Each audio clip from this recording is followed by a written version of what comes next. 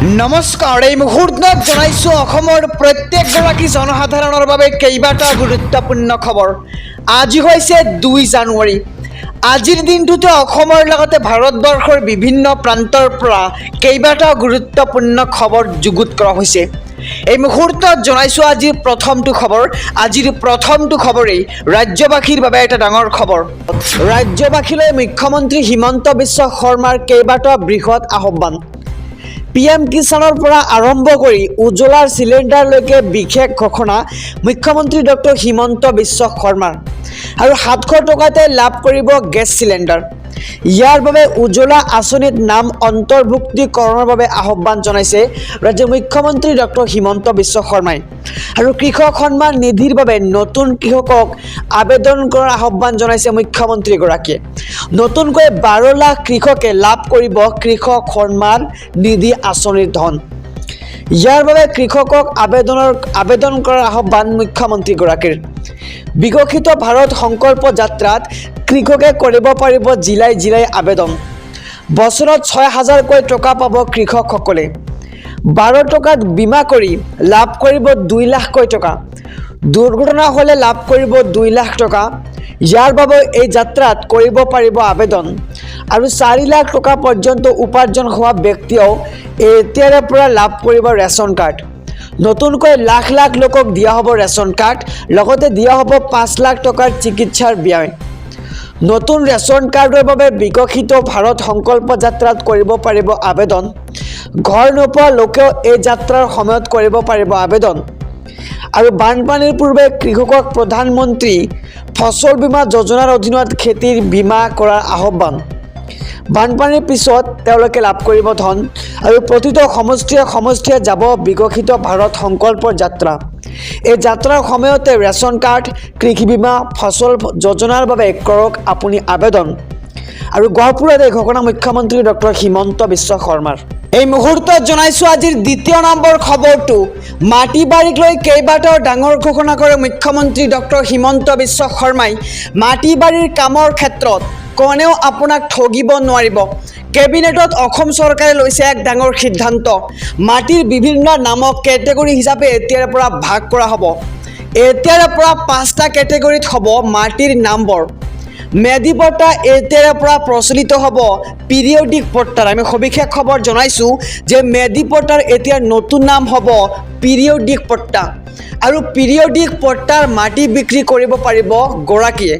আৰু 100নীয়া পট্টাৰ মাটি এতিয়াৰ পৰা পৰিচিত হ'ব এনুৱেল পট্টাৰ ৰূপে। আকৌ কৈছোঁ যে 100নীয়া পট্টাৰ যিবোৰ মাটি আছে এই মাটিবোৰ এতিয়া পৰিচিত হ'ব এনুৱেল পট্টা নতুন ৰূপে।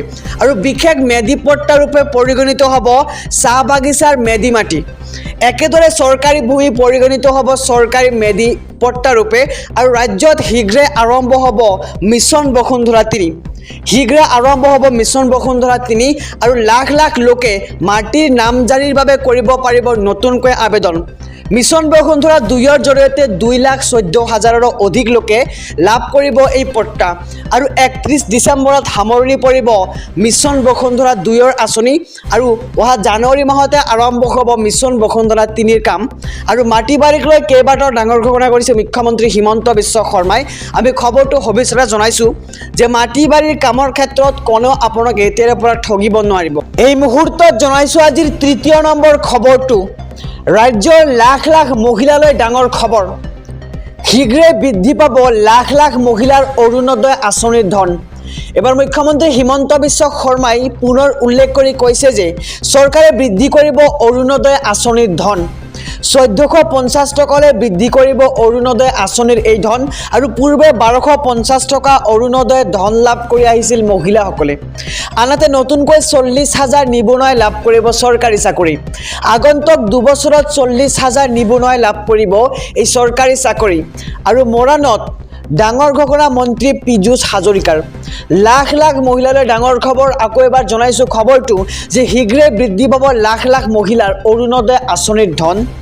চৰকাৰে বৃদ্ধি কৰিব অৰুণোদয় আঁচনিৰ ধন। আৰু 1450 টকালৈ বৃদ্ধি কৰিব অৰুণোদয় আঁচনিৰ এই ধন। ঘোষণা হ'ল HSৰ চূড়ান্ত পৰীক্ষাৰ সময়সূচী।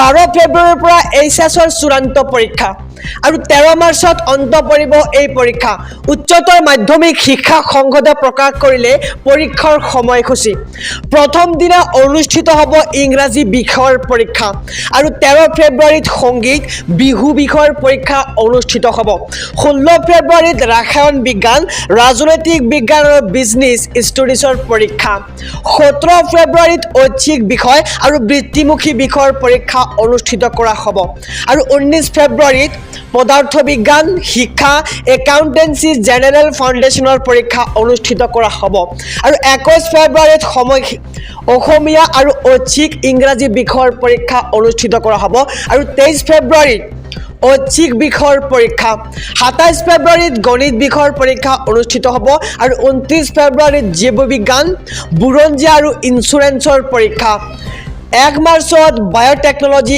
ইকনমিক্স জিঅ'গ্ৰাফী আৰু ফাইন আৰ্টছৰ পৰীক্ষা 2 মাৰ্চত সংস্কৃত আৰবী ফাৰ্চী ঐচ্ছিক বিষয়ৰ পৰীক্ষা অনুষ্ঠিত কৰা হ'ব আৰু 4 মাৰ্চত অৰ্থনীতি বিষয়ৰ পৰীক্ষা 5 মাৰ্চত বৃত্তি বিষয়ৰ পৰীক্ষা আৰু স্বদেশ অধ্যয়ন 6 মাৰ্চত পৰিসংখ্যা বিজ্ঞান আৰু 7 মাৰ্চত ভূগোল ভূতত্ত্ব আৰু বিজনেছ মেথামেটিক্স এষ্টেটিক্স আৰু 9 মাৰ্চত বৃত্তিমুখী তৰ্ক আৰু দৰ্শন বিত্তীয় আৰু মনোবিজ্ঞানৰ পৰীক্ষা অনুষ্ঠিত কৰা হ'ব আৰু 11 মাৰ্চত নেতৃত্ব সমাজ বিজ্ঞান সেলছমেনশ্বিপ এণ্ড এডভাৰ্টিং আৰু 12 March home science computer science আৰু লগতে 13 মাৰ্চত মাল্টিমিডিয়া এণ্ড ৱেব টেকনলজি পৰীক্ষা অনুষ্ঠিত কৰা হ'ব আৰু 12 মাৰ্চৰ পৰা এইচএছৰ চূড়ান্ত পৰীক্ষা আৰম্ভ হ'ব আৰু এই পৰীক্ষা 13 মাৰ্চত অন্ত পৰিব